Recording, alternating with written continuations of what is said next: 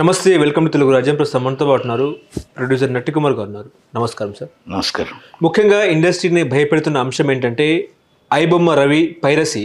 ఇప్పుడు ఐబొమ్మ రవిని అరెస్ట్ చేశారు, ఇవాళతో ఆయన కస్టడీ లాస్ట్, ఇంకా కస్టడీ పిటిషన్ దాఖలు చేసే అవకాశం ఉంది అన్నట్టు కూడా మాట్లాడుతున్నారు. సో అది పక్కన పెడితే ఐబొమ్మ రవి వల్ల ఇండస్ట్రీకి భారీ నష్టం వచ్చిందంటారా? ఇప్పుడు మీరు వేలకు వేలు బడ్జెట్తో సినిమా తీసిన తర్వాత వెంటనే పొద్దున రిలీజ్ అయిన సినిమా సాయంత్రం ఎట్టాగో ఐబొమ్మలోకి వెళ్తుంది కాబట్టి అందుకే ప్రేక్షకులు థియేటర్కు రావట్లేదంటారా? ఒక నిర్మాతగా మీరేం చెప్తారు సార్? ఇప్పుడు ఒక మాట అండి, ఒక ఐబొమ్మని మీరు పెద్ద హీరోని చేస్తున్నారు తప్ప ఐబొమ్మ రవిని ఐబొమ్మలాగే ఇంకో బొమ్మ మన సినిమా పెరసి చేస్తూనే ఉన్నారు. పెరసి అంటారు, దీన్ని దొంగతనం అంటారు, దోపిడీతనం అంటారు, దొంగతనం అంటారు. దొంగతనం అంటే ఏంటో తెలుసా? మా కుటుంబంలో మా సినిమా ఇండస్ట్రీలో మా కంటెంట్ దొంగిలించడం అంటారు. ఇప్పుడు మీరు ఏ దాంట్లో షూట్ చేసో లేకపోతే ఎక్కడో చేస్తే పైరసీ అంటారు. మీరు దొంగతనం చేస్తున్నారు అంటే దొంగతనం, మా క్యాసెట్ మా కంటెంట్ దొంగతనం చేస్తున్నారు. అది డిజిటల్లో చేస్తున్నారా, ఎక్కడ చేస్తున్నారా, ఏం చేస్తున్నారా, దాన్ని ఇన్వెస్టిగేషన్ చేయాలి. ఈ లీకేజ్ని అరికట్టాలి. ఇప్పుడు రవిలా అంటే రవి రూపతి ఇంకో రవి వస్తాడు, ఇంకో రవి వస్తాడు. కానీ ఇండస్ట్రీ నష్టం అయితే ఆగదు కదా. ఆ నష్టం ఆగాలి అంటే మన దాంట్లో మన దగ్గర హీరోలో తిరుగుతున్న దొంగ ఎవరైతే ఇండస్ట్రీలో ఉన్నారో ఆ ఇండస్ట్రీలో దొంగను పట్టుకోవాలి. ఆ దొంగను ఎందుకు పట్టుకోవాలంటున్నానంటే పొట్టకూటు కోసం లేకపోతే జల్సాల కోసం తీసుకుంటే 1-2 ఇస్తాడు. వేలాది సినిమాలు ఏదైతే సప్లై చేస్తున్నారో ఆ సప్లై చేస్తుంది మరి every Friday before movie release telecast అవుతుందో. నేను మూవీ రిలీజ్ అనట్లేదు, లేకపోతే నేను ఐబొమ్మ అనట్లేదు. సో మనీస్ వెబ్సైట్స్ ఒక 10 అనుకుందాం. మరి దాన్ని మనం ఒక రవిని పట్టుకుంటే ఆగిపోయిందా అని అడుగుతున్నాం. మనం మూవీ రిలీజ్ని ఎప్పుడు పట్టుకుంటాం, ఇంకోటి ఎప్పుడు పట్టుకుంటాం. ఇవన్నీ పట్టుకోవడానికి ఒక తరం అయితే ఇక్కడ లీకేజీని ఆపగలిగితే అన్నీ ఆగిపోతాయి. ఒక ట్యాంక్ ఉందండి, ఆ ట్యాంకులో లీక్ అవుతుంటే ఇక్కడ కిందన కొళాయిలు అన్నీ లీక్ అవుతూనే ఉన్నాయి. కొళాయి ఎన్నని మనం టోటల్గా ఆపుతూ వస్తాం. పైన ట్యాంక్ని మనం క్లోజ్ చేస్తూ అవుతుంది కదా. ట్యాంక్ క్లోజ్ చేయకుండా ఆ లీకేజ్ని క్లోజ్ చేయాలి. ఆ లీకేజ్ ఎక్కడని తెలియాలి మనకి కదా. ఇప్పుడు మీరు మెయిన్ ట్యాంకులో లీకేజ్ ఎక్కడైనా తెలియాలి. ఈ చిన్నవన్నీ మనకు దొరుకుతున్నాయి. ఆ మెయిన్ ట్యాంక్ ఏంటి? అది డిజిటలా లేకపోతే డిఏనా లేకపోతే ఇండస్ట్రీలో 28 క్రాప్స్ ఉన్నాయి. 28 క్రాప్స్లో ఎక్కడి నుంచి వెళ్తుంది? దర్జాగా వేస్తున్నారు, దర్జాగా వెళ్ళిపోతుంది. ఒక పెన్ డ్రైవ్లో వెళ్తుందా, హార్డ్ డిస్క్లో వెళ్తుందా, హెచ్డి క్వాలిటీ వెళ్తుంది. ఇది ఒక పద్ధతి. ఓటీటీకి వెళ్తున్నప్పుడు వెళ్తుందని కొంతమంది అంటున్నారు.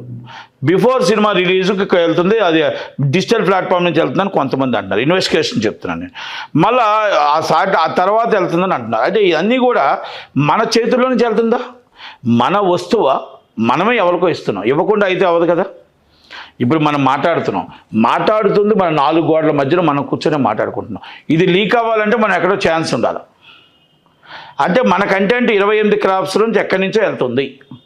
దాన్ని మనం ఎందుకు పట్టుకోలేకపోతున్నాం?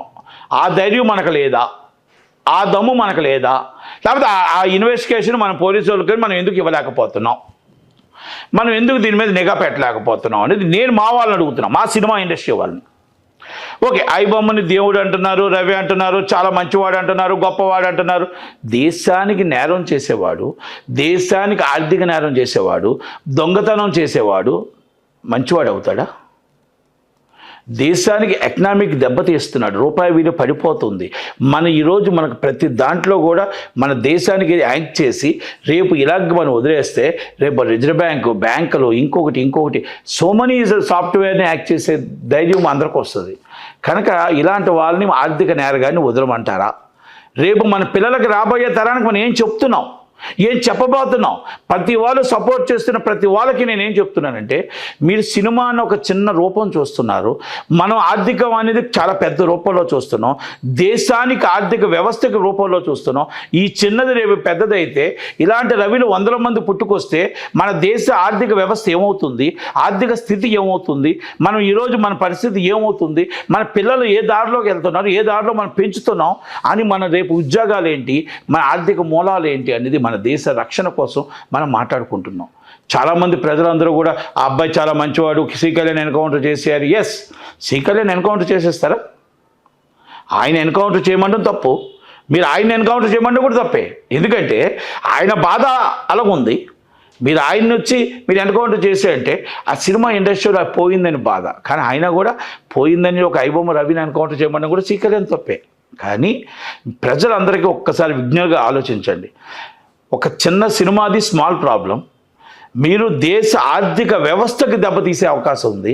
ఇలాంటి రవిని కొన్ని వందల మంది వేల మంది వచ్చి ఈ మొత్తం ఆర్థిక మూలాలని దెబ్బ కొడితే మన రేపు ఉదయం పిల్లలు మా భవిష్యత్ తరానికి మన పిల్లలకి ఏమవుతుంది, మన పిల్లల జీవితాలు ఏ విధంగా పంపిస్తాం, ఎలా పంపిస్తాం అనేది ఒక పెద్ద మనసుతో ఒకటసారి ఆలోచించండి. మనం ఎవరిని కూడా ఎంకరేజ్ చేయకూడదు. ఆ మంచి చేయడానికి ప్రయత్నం చేయమని చెప్పాలా, అంతే తప్ప ఆయన్ని ఎంకరేజ్ చేయకూడదు. ఎందుకంటే మీరు దొంగ సినిమా చూడడం తప్పు, మన ట్యాక్స్ ఎగ్గొట్టడం తప్పు. మీరు అడుగుతుందల్లా టికెట్ రేట్లు పెరిగాయి, పాప్కార్న్ రేట్లు పెరిగాయి, కూల్ డ్రింక్స్ రేట్లు పెరిగాయి. ఎస్, ఐఎమ్ యాక్సెప్టెడ్, నేను యాక్సెప్ట్ చేస్తున్నా. ఈరోజు మా ఇండస్ట్రీ అయినా మీరు సర్వనాశనం అయిపోవడానికి కారణం మా ఇండస్ట్రీ వాళ్ళే. ఎందుకంటే రేటు పెరుగుతుంది అంటే, బడ్జెట్ పెరుగుతుంది అంటే, గవర్నమెంట్ ఇస్తుంది అంటే ఇవన్నింటికి మూల కారణం మేమే. ఎందుకంటే గవర్నమెంట్లో కూడా ఆలోచించాలి.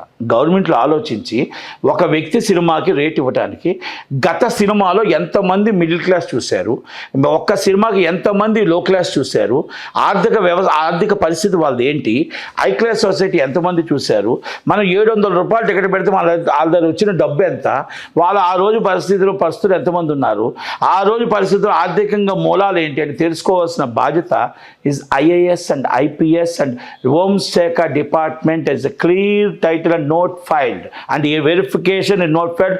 ఫర్దర్గా వచ్చేటప్పుడు పలానా వ్యక్తి ఇంతమంది చూశారండి, ఈ రేటు పెట్టామండి, ఈ రేట్లో ఇంతమంది పేదవాళ్ళు చూసి మనం ఇచ్చిన పెన్షన్ నష్టపోయారు, మనం ఇచ్చిన రోజువారీ కూలి నష్టపోయారు, మనం ఇచ్చిన రోజువారీ ఇబ్బందులు మనం ఏదైతే వాళ్ళకి వేతనాలు ఇస్తున్నామో జీతాలు ఇస్తున్నామో దానికంటే ఎక్కువగా సినిమా రేటు పెట్టాము. కనుక ఆర్థిక ఉన్నవాడు 10 మంది చూస్తే లేనివాడు 90 మంది చూశారు. కనుక ఈ రిపోర్ట్ వల్ల ఇప్పుడు 700 రూపాయలు మళ్ళీ ఈ హీరో సినిమాకి ఇవ్వలేము, మనం 430 రూపాయలు ఇవ్వగలం, 300 రూపాయలు ఇవ్వగలం, 350 రూపాయలు ఇవ్వగలం అని చెప్పవలసిన బాధ్యత, వెరిఫికేషన్ చేయవలసిన responsibility and IAS and IPS and home secretary. ఇది బాగా అర్థం చేసుకోవాలా. చాలామంది ఇది నేను ఎందుకు తెలుసు, రాజశేఖర రెడ్డి గారి టైంలో దాంట్లో వన్ ఆఫ్ ది మెంబర్. మేము ఆ రోజు రేట్లు పెంచాలి అంటే మొత్తం మెంబర్ కూర్చొని రవిచంద్ర గారు అని చీఫ్ సెక్రటరీ ప్లేస్లో ఉన్నారు. ఆయన రవిచంద్ర గారు ఆయన ఈరోజు అందరూ ఆయన కూడా దానికి కీలకంగా ఉండేవారు. అందరూ ఉండి దాన్ని కూర్చొని ఇంత కాదు ఇంత రేటు పెంచాలి, మనం 500 రూపాయలు ఇస్తే 500 రూపాయలు రేటు ఇవ్వం, మేము 230 రూపాయలే ఇస్తాం. ఈరోజు 700 ఇస్తే 7,000 రూపాయలు ఇచ్చే పరిస్థితి గవర్నమెంట్లు అయ్యాయి. ఆర్థికంగా మనం ఎంత ఇస్తున్నాం పెన్షన్ అనేది మీకు తెలియదు, ఆర్థికంగా ఎంత నష్టపోతున్నారని తెలియదు. ఎందుకు సినిమా చూడాలి అని అడుగుతే ఆ ప్రజల్ని సినిమా పిచ్చి. ఈ తల్లిదండ్రుల కంటే హీరో అంటే ప్రేమ. ఆ ప్రేమ ఫస్ట్ డేనే చూడాలి, సెకండ్ డేనే చూడాలి, థర్డ్ డేనే చూడాలి. నేను అదే అడుగుతున్నా. ఇవన్నీ గవర్నమెంట్లు కొన్ని తప్పులు చేస్తే మా హీరోలకి మీరందరూ ప్రజలు ఇంత ఆరాధిస్తున్నారు కదా, ఇంత మీరు చెప్తున్నారు కదా, ఒక ఆర్థిక నేరగాడికి ఆర్థికంగా ఇబ్బంది పెట్టిన వాడికి మీరు అడుగుతున్నారు కదా, మీరు మంచివాడు అంటున్నారు కదా, మంచి కార్యక్రమాలు చేయమని ఆయనకు ఎంకరేజ్ చేయండి, మంచి పని దేశానికి మంచి పని చేయమనండి. అలాంటి వ్యక్తికి బదులు మీ హీరోని అడగండి, అయ్యా మీరు చూడాలంటే మీ సినిమా మాకు ప్రేమ, మీ సినిమా అంటే పిచ్చి, మీరంటే ప్రేమ, కానీ సినిమా చూడాలి అంటే మా పరిస్థితి పెన్షన్ ఎంత ఉంది, మా బాధ ఎంత ఉంది, మీరు ఇంత రేట్లు పెట్టకండి, 20% ఆక్యుపేషన్ ఆఫ్ ది 100 రూపాయల టికెట్ పెట్టండి, 25 రూపాయలు 50 రూపాయలు దాటకుండా పాప్కార్న్ తినుబండారాలు పెట్టకండి. అలాగే మీరు మళ్ళీ మిడిల్ క్లాస్ రేట్ ఇవ్వండి, హై క్లాస్ రేట్ ఇవ్వండి. ఉన్నవాళ్ళు సినిమా చూస్తారు, మిడిల్ క్లాస్ సినిమా చూస్తారు, లేని వాళ్ళు చూస్తారు. మిమ్మల్ని అభిమానించే వాళ్ళు అన్ని కులాలు అన్ని మతాలు అందరూ లేనివాడు ఉన్నవాడు ఉంటాడయ్యా అని మన హీరోని కొట్లాడదాం. హక్కు, మన రైటు. మనం ఇంతమంది ఇన్ని లక్షల మంది నేను చూస్తూ ఉంటే రవి కోసం మాట్లాడుతున్న వాళ్ళు మేము హీరోని ఎందుకు అడగలేకపోతున్నాం? మన సినిమా పిచ్చి కదా, సినిమా పిచ్చి అని పెట్టుకొని సినిమాను అడ్డు పెట్టుకొని ఆయన చేస్తున్న బెట్టింగ్ యాప్స్లో ఎంతోమంది ప్రాణాలు పోతున్నారు. ఎంకరేజ్ చేద్దామా? మన సినిమా ఇండస్ట్రీ అని ఒక పిచ్చి పట్టుకొని మనం ఈరోజు ఆర్థిక నేరంగా దేశానికి కొల్లగొడుతున్న మన ఫోక్సో కరెన్సీ కింద మన దేశానికి తరలి వెళ్ళిపోతున్న మన డబ్బు ట్యాక్స్ రూపంగా కూడా హవాలా రూపంగా వెళ్ళిపోతున్న డబ్బుకి ఎంకరేజ్ చేద్దామా? రేపు ఉదయం మన పిల్లలకి రాబోయే తరానికి మనం అదే చెప్దామా? మన పిల్లలకి ఉద్యోగాలు లేక ఏమీ లేక ఏదేదో దేశాల్లో బతుకుదామా, మన దేశంలో 10 మందికి ఉద్యోగం ఇచ్చేటట్టు చూద్దామా, మన ఆర్థిక మూలాలు పెంచుకుందామా, మన పిల్లలు మన భవిష్యత్తు బాగా చూసుకుందామా, మన పిల్లలకి ఉద్యోగాలు వచ్చేటట్టు చూసుకుందామా, మంచి దారిలో మన పిల్లల్ని పెంచుకుందామా, అడ్డదారిలో మనం ఇలా దొంగ సినిమాలు చూసుకొని ఈ విధంగా వాళ్ళని ఎంకరేజ్ చేద్దామా అనేది పెద్ద మనసుతో ఒక అక్క, ఒక అన్న, ఒక తమ్ముడు అందరూ కూడా ఒక ఆలోచించండి, ఒక మంచి ఆలోచించండి. నేనేమంటున్నా, ఆయన తప్పు చేశాడు అనేది తప్పు, నేరగాడే ఎస్, మన దేశానికి నేరగాడే. మీరు సినిమాల్లో తక్కువ వచ్చింది, రేటు పెంచిందని దాన్ని నేను యాక్సెప్ట్ చేస్తా. మనం హీరోని అడుగుదాం, మనం గట్టిగా కొట్లాడుదాం, అవన్నీ చూద్దాం తప్ప మనం ఎప్పుడైతే నేరం చేసేవాడికి ఎంకరేజ్ చేస్తే మన దేశ మూలాలు దెబ్బతింటుంది. మన రాజ్యాంగం, మనకు రాజ్యాంగం హక్కు ఉంది. రాజ్యాంగం, చట్టం ఎప్పుడు కూడా లోబడే పని చేయాలి తప్ప మన చట్టాన్ని, మనం రాసుకున్న లాని, మెంబర్ ఆఫ్ పార్లమెంట్ని, అలాగే చట్టానికి దాటి మనం పనులు చేయకూడదు, చట్టాన్ని దాటి మనం మాట్లాడకూడదు. కాబట్టే ఈరోజు మావోయిస్టులు చేస్తుంది మంచి పని అంటున్నారు, ఇడ్మాని చెప్తున్నారు ఎంతోమంది, మనం ఎవరు చూడలేదు, అలాంటి వాళ్ళు చాలా మంచివాడు అంటున్నారు. కానీ అయినా కూడా ఆయన ఎన్కౌంటర్ చేశారు, పోలీసులు పట్టుకున్నారు, ఎంతోమంది లోన్ వేస్తున్నారంటే అర్థం ఏంటో తెలుసా? రూల్ ఆఫ్ ది లాని వ్యతిరేకించి ఒక కోర్టు నడుపుతున్నారు. ఎస్, నష్టం వచ్చింది, కోర్టుని మీకు గవర్నమెంట్ని ప్రశ్నించకుండా ఒక కోర్టు నడుపుతున్నారు కాబట్టి, ఒక చట్టం రాజ్యాంగానికి వ్యతిరేకంగా నడుపుతున్నారు కాబట్టి, అందుకనే వాళ్ళని నిషేధిత ప్రాంతంలో ఉన్నది. మనం అందరూ ఎంకరేజ్ చేస్తామా? మంచి చేసినా లాకు లోబడి, రాజ్యాంగానికి లోబడి చేయాలి తప్ప మనం మంచి చేస్తున్నారు ఆయన దొంగతనం చేస్తే ఆ దొంగతనం అనేది నేరం అవుతుంది తప్ప మనం ఎట్టి పరిస్థితుల్లో దేశ మూలాలు దెబ్బతింటాయి తప్ప. దయచేసి పెద్ద మనసుతో ఒక చిన్న సినిమా నుంచి మీరందరూ కూడా ఎంకరేజ్ చేసి మన దేశానికి దెబ్బతీయొద్దు. ఇండస్ట్రీని కూడా మేము కూడా కళ్ళు తెరిచి మాకు కూడా 100% ఎలా తగ్గించాలి ఏంటి అనేది కూడా మాట్లాడి తప్పకుండా మీకు అందుబాటులో వచ్చేటట్టు చేస్తాం. అంటే సినిమా బడ్జెట్లో, హీరో బడ్జెట్లో రెమ్యునరేషన్ తగ్గించాలి అన్నట్టు కూడా ఒకవైపు చర్చ నడుస్తూ ఉంది. మీరు అవన్నీ వద్దండి, అవన్నీ వద్దు. మనం ఏమంటున్నాం, మన హీరోని మనం ఏమడుగుతున్నాం, మాకు అందుబాటులో 3 రేట్లు ఇమ్మంటున్నాం. ఇప్పుడు హీరో రెమ్యునరేషన్ కోసం మాట్లాడుతున్నారు. అంబానీ గారికి ఎంత జీతం మాట్లాడుతున్నారా, ఆదాని గారికి ఎంత జీతం మాట్లాడుతున్నారా, ఇవి వస్తున్న షేర్లు ఏంటో మాట్లాడుతున్నారా, వాళ్ళకున్న మూలాలు ఏంటి, వాళ్ళకున్న బాధలు ఏంటి మాట్లాడుతున్నారా? నేనేమడుగుతున్నా, మీ హక్కు, మీ రైటు ఆ హీరోని అడగండి. హీరోకి మీరు సోషల్ మీడియాలో చెప్పండి, రిక్వెస్ట్ చేయండి, మీరు రేటు తగ్గించమని అడగండి. 20% ఆక్యుపేషన్ అప్ 100 రూపాయల టికెట్ పెట్టమనండి, మరి 50 రూపాయలు తిరుబండారాలు పెట్టమనండి. గవర్నమెంట్ని రిక్వెస్ట్ చేయండి, మీరు మన సినిమా వాళ్ళే రిక్వెస్ట్ చేయండి. అంటే మీరు ఇంత సోషల్ మీడియా ఇన్ని కోట్ల మంది ఒక రవి కోసం మాట్లాడుతున్నప్పుడు మీరు మాట్లాడరా అని అడుగుతున్నా, మన హీరో గారిని అడగలేమా అని అడుగుతున్నా, మా ఇండస్ట్రీని అడగలేమా అని అడుగుతున్నా, ఒక ఆర్థిక నేరగాడికి మనం సపోర్ట్ చేయడం ఎంత దాకా కరెక్టో అని అడుగుతున్నా. కనుక మన రెమ్యునరేషన్ ఎంత అనేది మనకు వద్దు, ఏం తీసుకుంటున్నారనేది మనకు వద్దు, వాళ్ళు ఎన్ని కోట్ల బడ్జెట్ తీసుకున్నారని మనకు వద్దు, ఎన్ని 100 కోట్ల బడ్జెట్ తీసుకున్నారని మనకు వద్దు. కానీ మనం అడిగే హక్కు, అడిగే రైటు హీరో మీద ఉంది, హీరో గారి మీద ఉంది. హీరో గారిని మనం అడుగుతాం. ఒకటి. రెండోది, బలవంతంగా లాక్కొని మన థియేటర్లో సినిమా చూపించట్లేదు. కనుక అందుకనే ఎవరు తప్పు చేసినా, ఎవరు దొంగతనంగా సినిమా చూసినా నేరగాడే, ఎట్టి పరిస్థితులు నేరగాడే. మనం ఇప్పుడు మీరు షాకులు చెప్పకూడదు. ఓటీటీలో ఉంది, ఓటీటీలో సినిమా చూడబోదు, శాటిలైట్లో సినిమా థియేటర్లో సినిమా చూడండి. అంతే తప్ప దొంగతనంగా సినిమా చూస్తామంటే, దొంగతనం మన బంగారం దొంగతనం చేస్తామా? దొంగతనంగా మన తిను వస్తువులు దొంగతనం చేస్తామా? మన రోడ్డు మీద తినుబండారాలు దొంగతనం చేస్తామా? అవన్నీ ఎంతో, ఇది కూడా అంతే. వాళ్ళెంత పెట్టుబడి పెట్టారు, వీళ్ళు అంతే పెట్టుబడి పెట్టారు. కనుక మనం మొత్తం టోటల్గా మనం ఏవైతే మనం డబ్బు ఇచ్చి కొనుక్కుంటున్నామో, ఏదైతే బిల్లు తీసుకుంటున్నామో, గవర్నమెంట్కి డబ్బు పే చేస్తున్నామో, ఆ డబ్బు చేస్తే రోడ్లు బాగుంటాయి, ఆ డబ్బు ఇస్తే మనకు కాలువలు బాగుంటాయి. ఇవన్నీ కూడా మన దీని మీద ఆధారపడి ఉంటుంది, ఆర్థిక వ్యవస్థ మీద ఆధారపడి ఉంటుంది. పెట్టుబడి అందరూ కూడా, చింతపండు వ్యాపారి ఎంత పెట్టాడో, మా సినిమా వ్యాపారి ఎంత పెట్టాడో అందరూ ఉంటాం. కనుక దొంగతనంగా చూడొద్దు, దొంగతనంగా నేరం. కనుక దయచేసి ఆర్థిక నేరగాడిని కానీ, ఇలాంటి వాళ్ళని కానీ, బెట్టింగ్ యాప్స్ పోస్ట్ చేస్తున్న వాళ్ళని కానీ ఎంకరేజ్ చేయొద్దు. ఇంకొక మాట చాలామంది అంటున్నారు, చాలామంది చెప్తున్నారు, మీరు అమాయకుడు కాబట్టి అరెస్ట్ చేశారు, బెట్టింగ్ యాప్స్లో డైరెక్ట్గా డబ్బులు తీసుకొని దాచుకొని సెలబ్రిటీలుగా వీళ్ళు వెళ్ళి ఇంతమంది బెట్టింగ్ యాప్స్ చెప్పారే, వాళ్ళకి అరెస్టులు ఉండవా అని అడుగుతున్నారు. మరి అది కూడా కరెక్టే, పాయింటే. అరెస్టులు ఉండవా అంటే వాళ్ళకు మరి ఆ నోటీసులు ఇవ్వాలి. ఈయన చేసి, ఆయన వాళ్ళు బెట్టింగ్ యాప్స్ చేసి వాళ్ళ డబ్బులు అకౌంట్స్ ఇచ్చేసి ఈడీ ఎంటర్ అయ్యింది, అన్నీ ఎంటర్ అయ్యాయి, త్వరలోనే అన్నీ జరుగుతాయి. చట్టానికి కొన్ని రిస్ట్రిక్షన్స్ ఉంటాయి. చట్టం, న్యాయం యాజ్ అ లా ప్రకారం చేసుకుంటూ వెళ్ళాలి. ఇక్కడ కూడా ఏంటంటే ఒక ఆర్థికంగా ఆయన దేశం విడిచి వెళ్ళిపోయి ఆ దేశం నుంచి వచ్చాడు కాబట్టి పట్టుకొని అరెస్ట్ చేశారు తప్ప మామూలుగా ఆయన అందరితో పాటు తిరుగుతూ ఆయనకి ఒక నోటీస్ ఇచ్చి చెక్ చేసేవారు. కనుక ఆర్థిక దేశ నేరగాడు, మొత్తం బెట్టింగ్ యాప్స్ నిర్వాహకుడు, ప్రజల్ని ప్రోత్సహించేవాడు కాబట్టి మనం ఆయన మీద ఎంకరేజ్ చేయకూడదు. దయచేసి మన పిల్లల భవిష్యత్తు ఏంటి, రేపు రాబోయే తరాల భవిష్యత్తు ఏంటి అనేది ప్రతి అక్క, ప్రతి అన్న, ప్రతి చెల్లి ఆలోచించుకోవాలని నిర్ణయం. Thank you. ఇప్పుడు ఆయన ప్రజల నుంచి ఎక్కువగా సినిమా వాళ్ళ లాగా లాగట్లేదు పైసలు అన్నట్టు కూడా మాట్లాడుతున్నారు. ఐబొమ్మ రవి సామాన్యుడి కుటుంబంలో కూడా ఒక సభ్యుడిలాగా మిగిలిపోతాడన్నది కూడా చర్చ నడుస్తూ ఉంది. ఇప్పుడు ఒక సామాన్య ఫ్యామిలీ థియేటర్కి వెళ్ళాలన్న భయం. ఎందుకనంటే ఎప్పుడు థియేటర్కి వెళ్ళినా వాళ్ళ జేబు ఎప్పుడు గుళ్ళు అవుతుందో అన్న ఒక టెన్షన్తో మంచిగా ఐబొమ్మలోకి వస్తే ఫ్యామిలీ మొత్తం కూడా ఒక పూట సినిమాలు తీసే విధంగా చూసే విధంగా ఉంటున్న పరిస్థితి. ఈ కారణం ఎవరంటారు? పైరసీ వర్సెస్ పరిశ్రమ.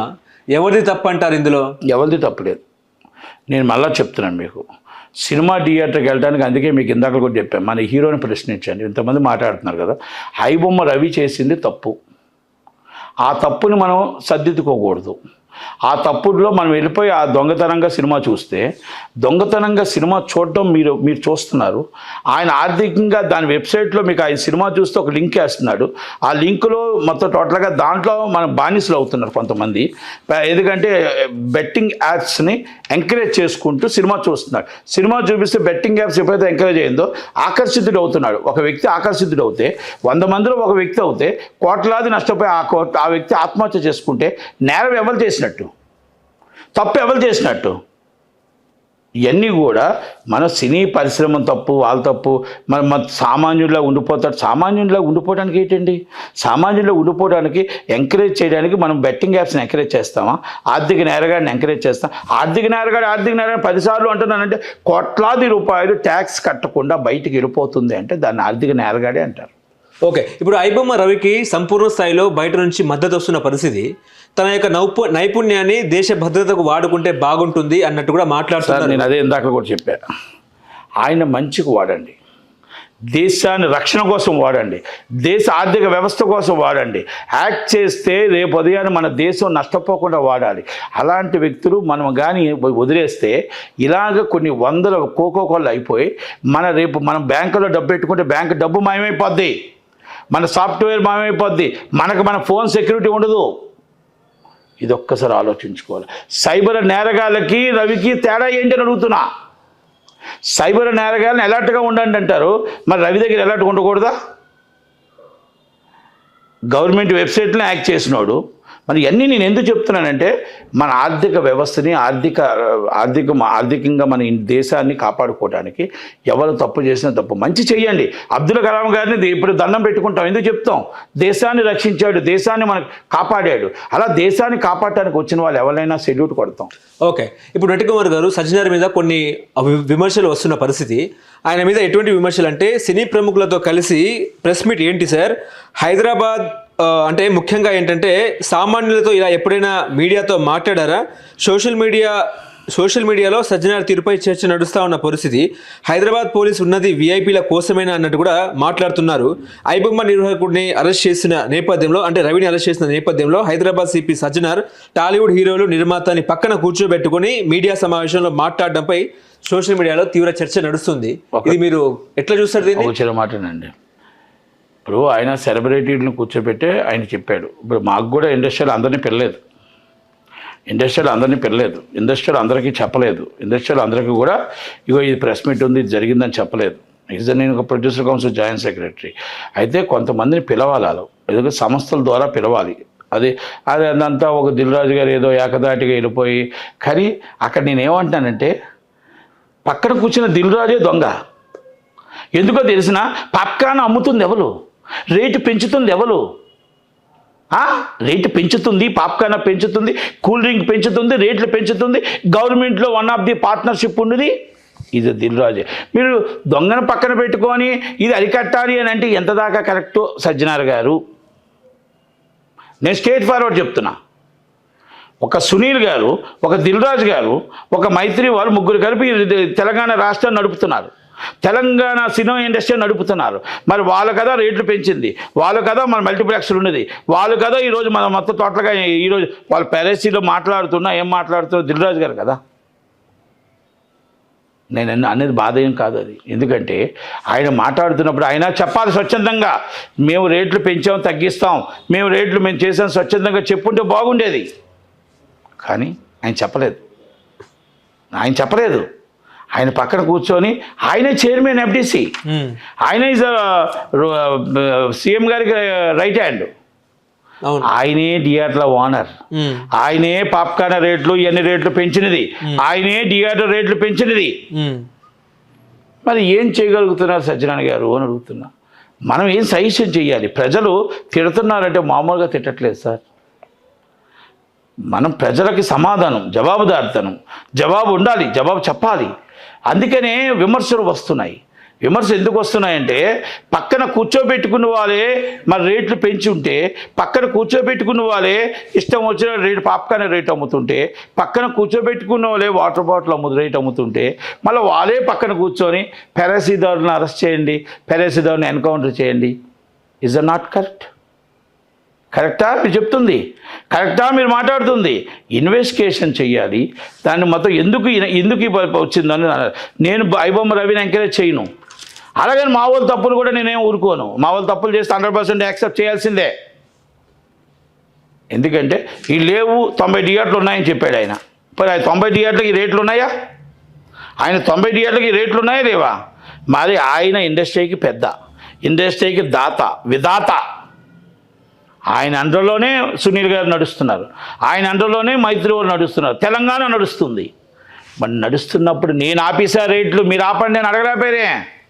మేము ఆపేం రేట్లు, మీరు మిడిల్ క్లాస్కి రేట్ ఎందుకు ఇవ్వట్లేదు అడగలేకపోయారే. మీరు 70 రూపాయలు 100 రూపాయలు రేటు అమ్మండి అని ఎందుకు అనలేకపోతున్నారు?